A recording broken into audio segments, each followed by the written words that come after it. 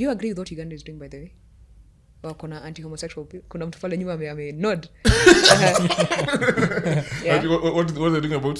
So they have very, very strict laws about homosexuality in the anti-homosexuality act. I don't think so. You don't? Niko 50-50 about agree? Niko na 50-50 opinion about it. Kitu ya kwanza ni mimi na feel naweza sema like inasaidia in a way yeah, because of my stance. Yeah.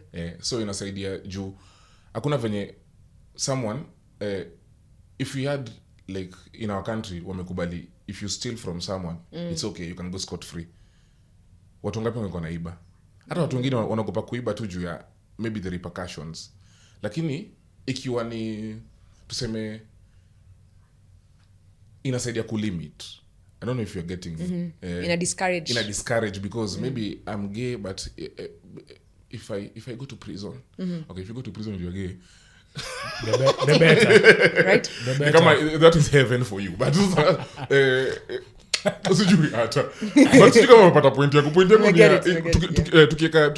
tukijaribu kuikab na legal systems itasaidia ku limit hiyo nini like its growth na watu kujua sana lakini kuna human rights fulani mimi nafikiri kama God ametupatia chance ya kuchoose mimi ni nani limit mimi ni nani limit na Mungu ameona tu Mungu anajua your beginning but unajua hata God ametupatia chance ya kuchoose na kuna limits pia ndio maana tuko na commandments so unaweza choose everything except kukuua juu kuna do not kill unaweza choose anything except stealing from you but if kama sasa kwa community and you argue miss jambo do not be gay hakuna kwa Bible but iko okay iko but sasa you see when you say mwingine ana struggle na hisi na mimi na struggle na hii wewe ni nani kujustify that mimi nafaa kwenda prison na wewe because even in the west kuna uwizi yenye wanasema it's a mental disorder ufai kwenda prison, you need to go to psychiatric yes yeah